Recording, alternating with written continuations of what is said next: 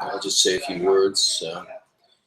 Hello, welcome to Desert Blockchain. This is our monthly meetup at Gangplank Chandler, and it's 7 p.m. Arizona time on January the 27th, 2016.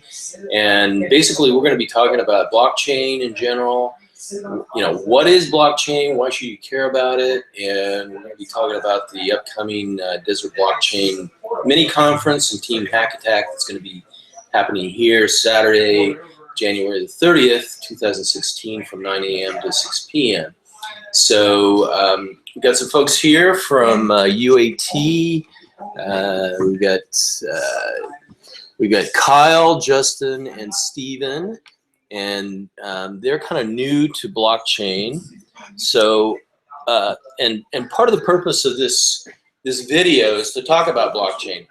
It's exploding. 2015, I would say, was the year of the blockchain awareness. And basically, blockchain was associated primarily with Bitcoin.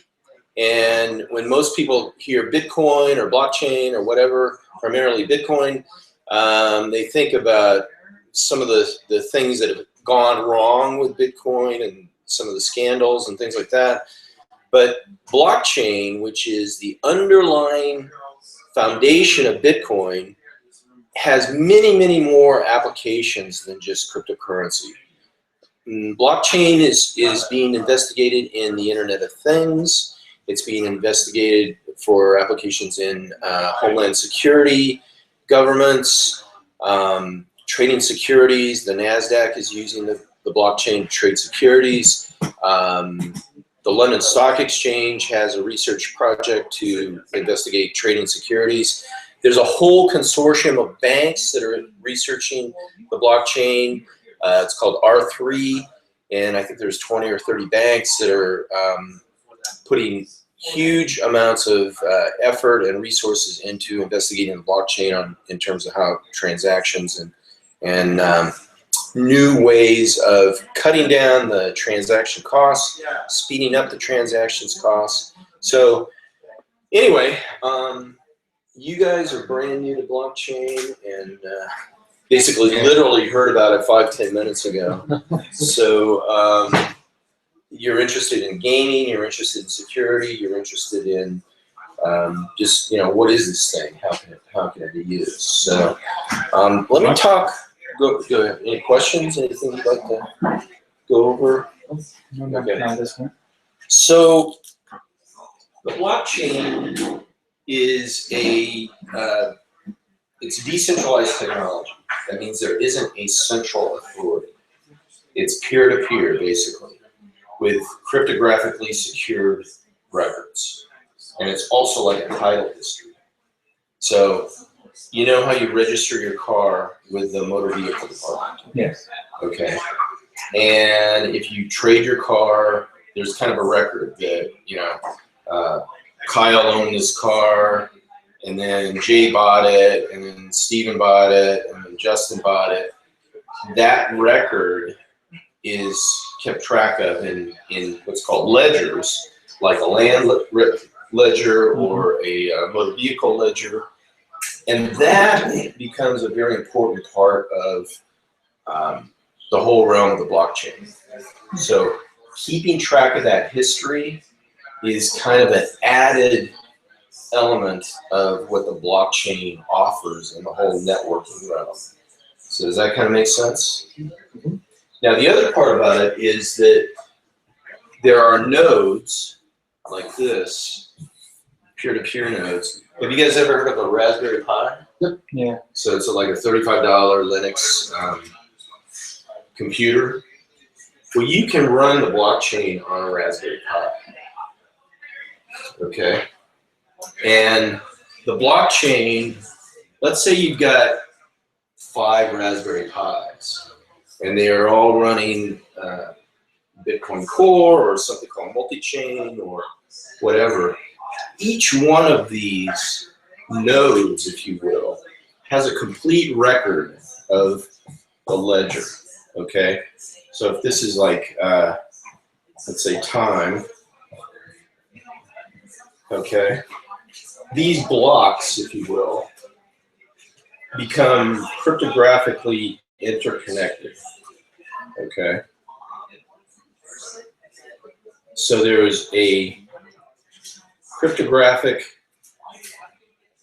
algorithm that starts to tie these things together, these blocks. And they can contain all kinds of information beyond just currency.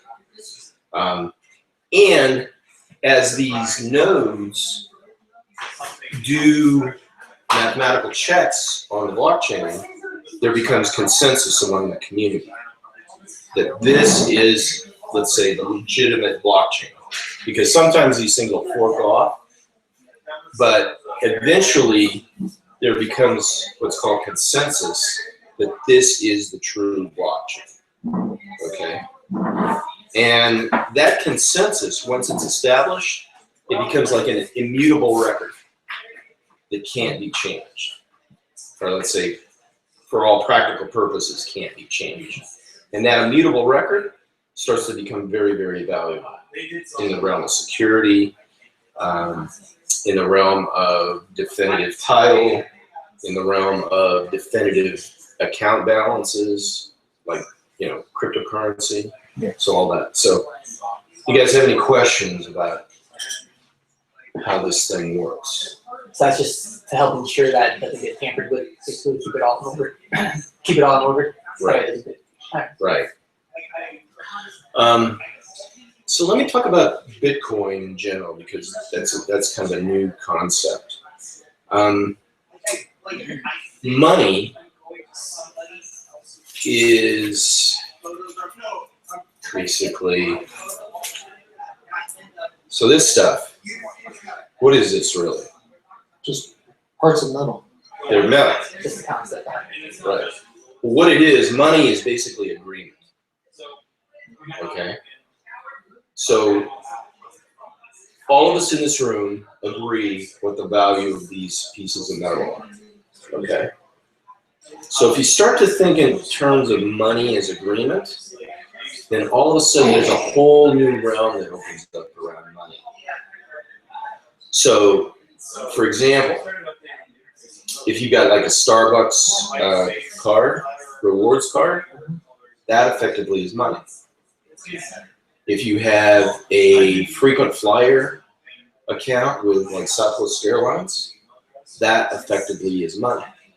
Now the realm of the trading of that can be limited. It's not as ubiquitous as this.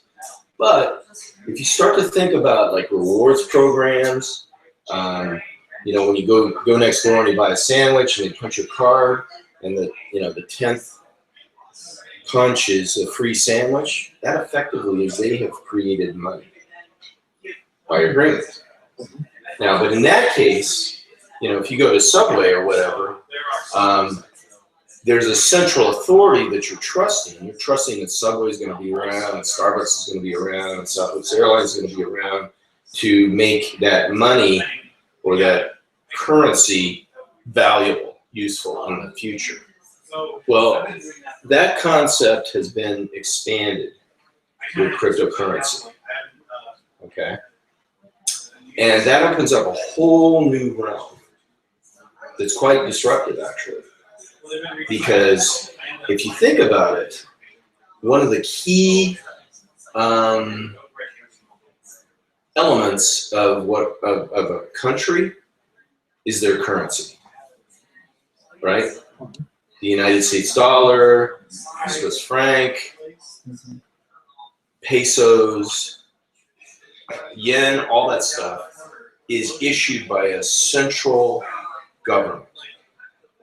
Well, now with Bitcoin and cryptocurrency, there's like a global currency that can be traded anywhere in the world as long as you have sort of the password. Okay. So let me stop there. You have any questions, any comments? Not really. It was pretty clear. Okay. So the other interesting dynamic about this let's call it this ecosystem of, I'll call it Bitcoin because it's easier to spell than cryptocurrency. But so all of a sudden you've got this whole new realm of money and exchange without a central authority. So if I have a problem with this, which is a Visa card, I can call Visa and I can say, hey,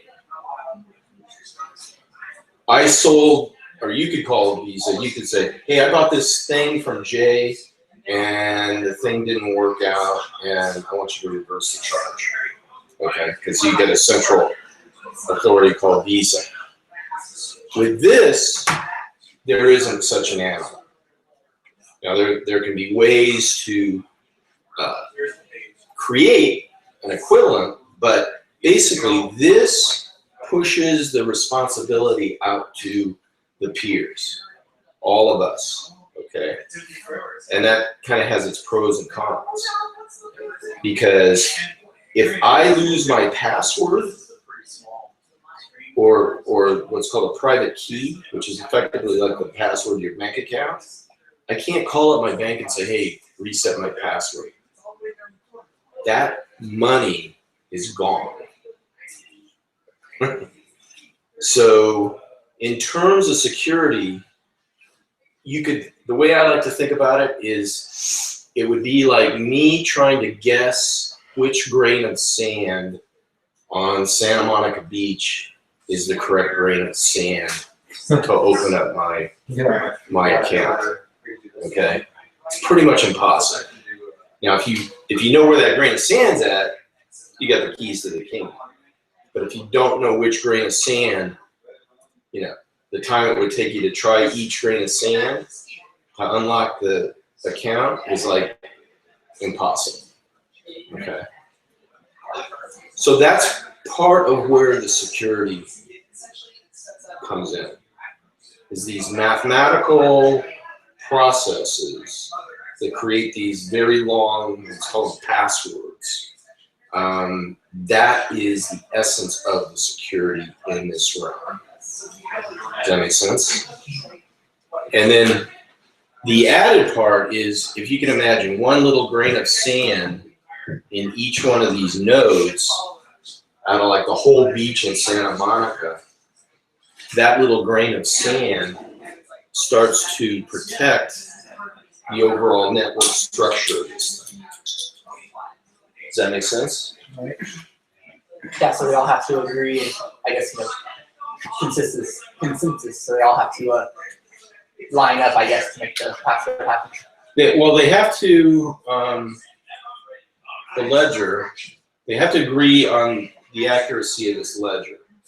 And then they start to work with one another by basically disclosing the identity of this grain of sand. Okay?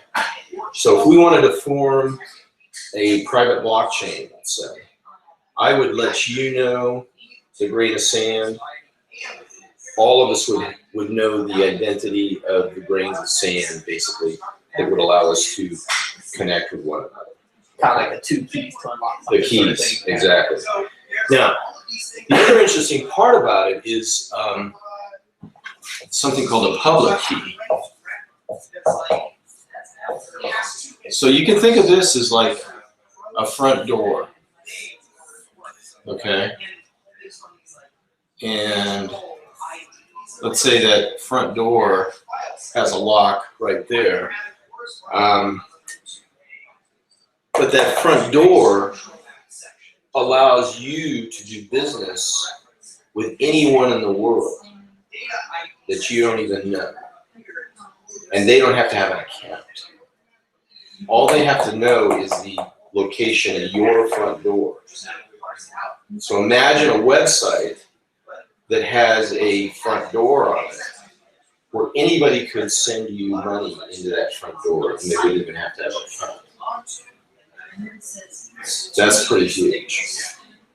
Now you, in order to get behind that front door, you have to know that grain of sand. So, and if you lose that grain of sand, you're not going to be able to open that front door, just like everybody else couldn't. Does that make sense? Yeah. So what? I mean, I understand this is there's no master manager who manages any of this kind of thing. No. It's just out there. No. So And that has its pros and its cons.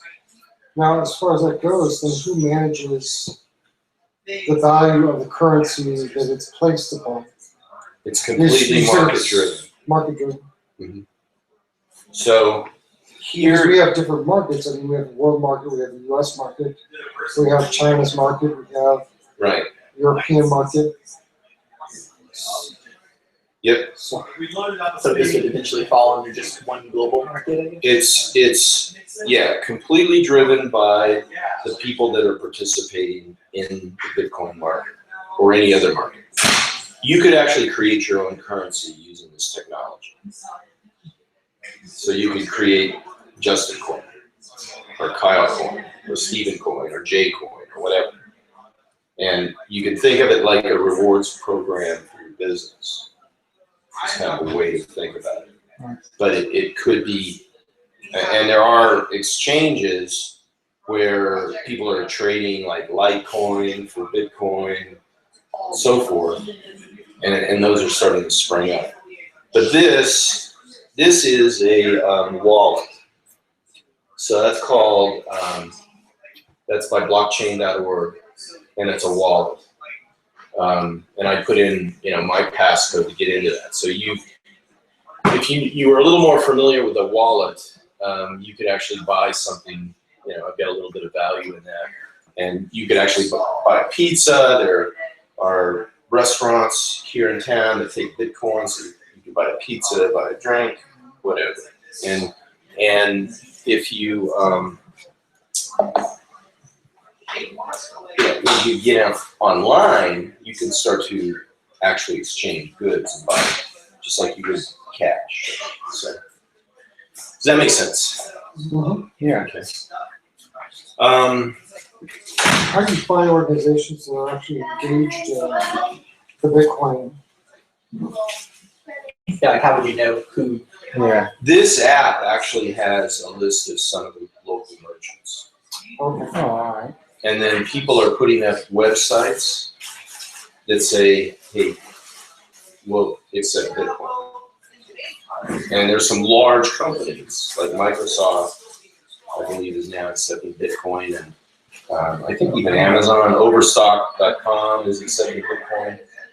Overstock is very active actually with blockchain and Bitcoin. They're actually playing in the realm of stock ownership securities. So any questions you guys have about all that?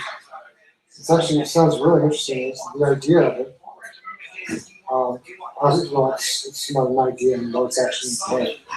But the concept of moving away from a controlled money market, meaning U.S., and moving into a global environment, always definitely opens the doors for growth and opportunity to lose. But because you're dealing with the world market, it can't go any worse than China, or not China, but the U.S. or Mexico. Yeah. Well, and one of the big opportunities in this is in the underdeveloped markets. Like, if you can imagine your family's in Syria, and now you've successfully got over to Europe. Well, Denmark just announced that they're going to confiscate the assets of people that want to migrate to their country. So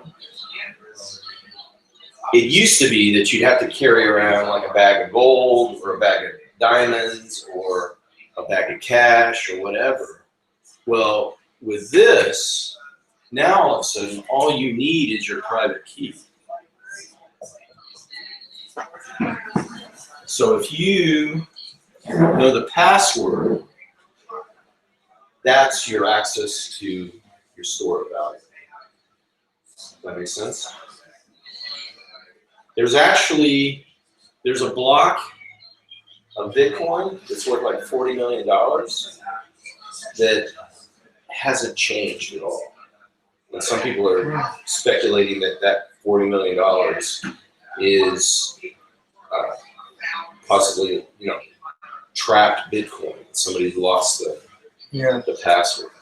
You can also think of it like a lottery ticket. Imagine you were one of the winners of this recent lottery, the $1.5 billion lottery. Yeah. That ticket is your access to that resource. And if you lose that ticket, you've lost the resource. Yeah. How does that affect the market with that big chunk Size. locked up? Yeah. Well, the size of the Bitcoin market right now, I think, is about $6 billion, 5 or 6 billion total. So 40 million, big to you and me, but it's in the overall scheme of things, it's not that big a deal. So, some of the opportunity for you guys is how do you make this more user friendly? How can you create one of these wallets so that your grandmother can use it? If you can solve that, that is a huge opportunity. Because right now, when people start talking about public-private keys and stuff like that, their eyes just glaze over. So, one of the opportunities for Saturday, for the teams that are going to be involved in this, is to start experimenting with the human side of this. How can I create something that is easy to use that more people could use? One of the fellows that's been involved in the Desert Blockchain created something called Bitphone. So if you go to bitphone.org, you can see what he's created, where you can make calls that are cryptographically secure all over the world, and you pay with Bitcoin. So it's like a payphone on a website.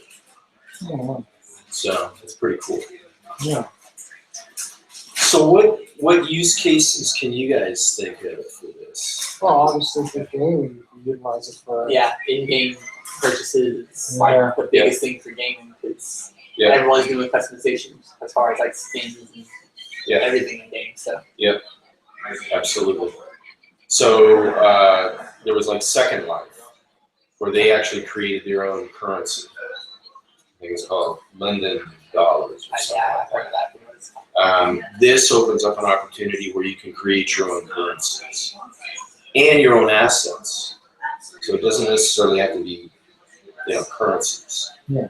It could be, widgets and houses and costumes and all kinds of stuff like that. So would you foresee it being Bitcoin used directly to like do in-game purchases, or like would it convert to like an in-game currency? Could be either one.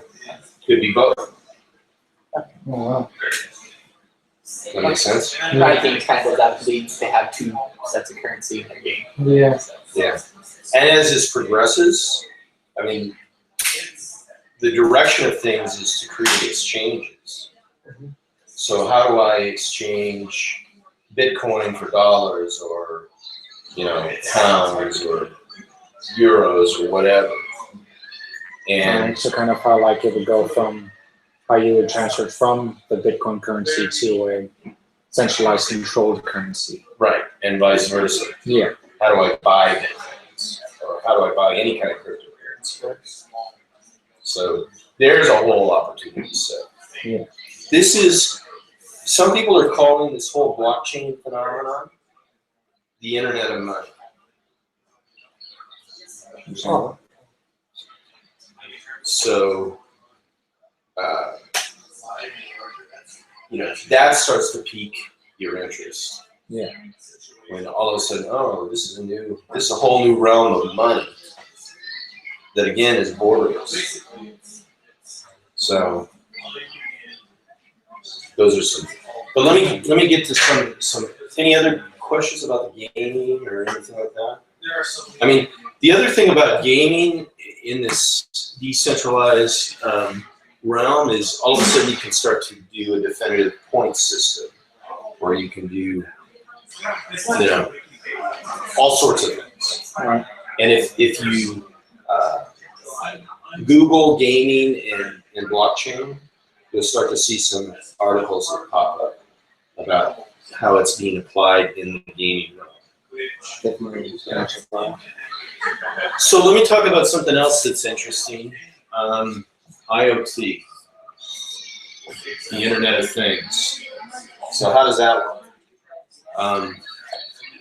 There's IBM, Samsung, Intel have all launched initiatives around the Internet of Things using the blockchain. So it comes into play in terms of connectivity. It comes into play in terms of the ability for devices to actually have monetary transactions. And it definitely comes into play in the realm of security. So connectivity, money, and security in the Internet of Things, which are all huge. If you,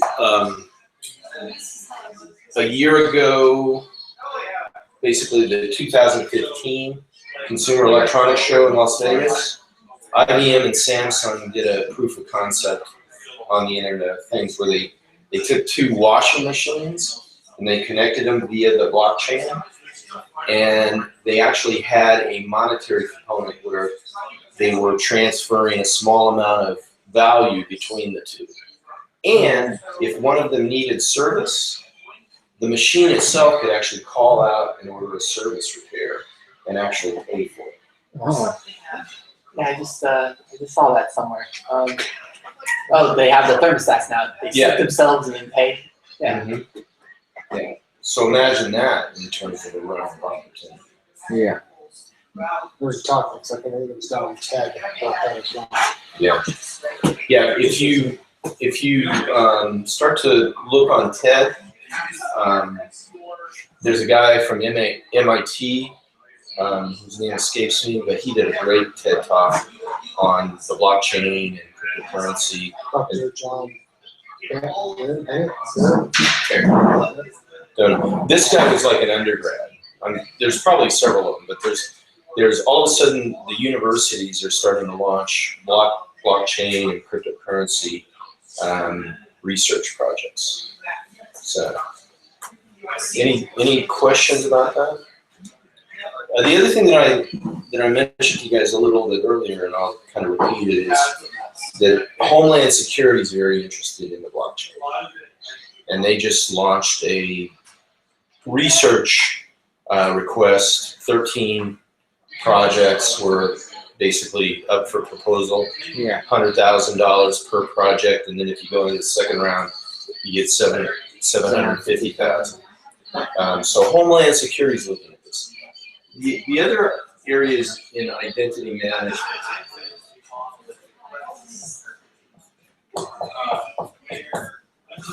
So, you know, if you can imagine, to go back to the motor vehicle registration example, part of what you have to prove there is that J is J. Yeah. So there's a whole realm of identity management, which dovetails back into the security, because if you know for sure who you're dealing with, that's a big part of security. Yeah. And one of the breakdowns in security right now is called man-in-the-middle attacks, where Justin thinks he's talking to Jay, but Steven is actually in the middle between us, passing along our communication, and he's able to see all of our communication. That's a problem. Yeah. Almost happened. Yeah. And that's part of the breakdown with certificate authorities, as was articulated by Greg Slepik in one of our sessions. Because, well, I won't go into talk about certificate authorities, but suffice it to say that identity management is a huge opportunity in the realm of security. So if you can raise the trust level that people know who they're dealing with, that goes a long way to enhancing security in any kind of system or network or whatever. So that kind of makes sense? All right, any other questions? You know, like some of the ways that Homeland Security like plans to like use blockchain, like what are like some initiatives they plan on like launching it with? Like how would it apply? I think at this point, Kyle, they're just looking. They're looking for people like you guys to start to play around with this All right. and start to come up with See what ideas. ideas. Yeah. Yeah, this is and this is part of what's available for the Saturday event. Is this is also new, and the field is so wide open that it's ripe for innovation. Yeah. And that's why there's all sorts of people out there that are starting to learn about the blockchain and cryptocurrency and identity management. How's all this stuff going to work? But if you can think about this as a way to move the boundaries out in terms of trust, we trust these little All right. areas now. What if the trust boundaries were wider? Yeah. Does that make sense? Yeah. So how do you, like, if you wanted to get involved, like, you've got the coin there on yours, but if you wanted to get involved in, say, one of these kind of events, like, get involved as far as purchasing Bitcoin, Mm-hmm. because it's centralized as one bank, is there one location you go to make these purchases? From a currency, like a US currency to a Bitcoin? Generally, those are done like face to face. There are some exchanges, and I'm not all that familiar with the Bitcoin exchanges, but you can research online. There are exchanges where you can buy Bitcoin online. There are meetups here locally, and you can look in meetup.com and see some of the like Satoshi Square and stuff like that, where people get together and basically they sit across a table and somebody, puts some, well, not Bitcoins, but the code to Bitcoin, like that wallet that I have, Right. and somebody else puts some cash down on the table, and basically that's how the transaction goes. Now, there is a 10-minute interval for basically creating this consensus among the block, and often the people will sit there and wait for that consensus to happen, and then once they're sure that the transaction basically is settled, then Yeah. everybody's free to go. This is a book that I would highly, highly recommend. It's by a fellow named Andreas Antonopoulos. It's by O'Reilly. It's called Mastering Bitcoin. And he not only talks about Bitcoin, but he talks about blockchain. So I would say this is the definitive technical book on Bitcoin and blockchain. Now there's another book by a woman named Melanie Swan, who actually comes in here to Gangplank from time to time. And she talks about the blockchain as the new disruptive and revolutionary element for the economy and all sorts of things. I mean, another thing that we didn't really talk about is basically keeping records, like health records. So we want a health record in a definitive architecture, network architecture. People are looking at how do we employ the blockchain to do that. So also, content, like anything, you can embed it in the blockchain, and there's a whole new realm of security, of trust, of immutable Yeah. insurance contracts. is another whole realm. So some of the local insurance companies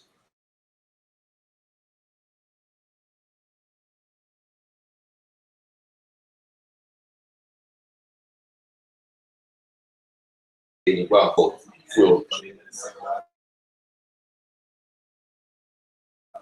So, 7:34. okay. So, what other questions do you guys have? That's it.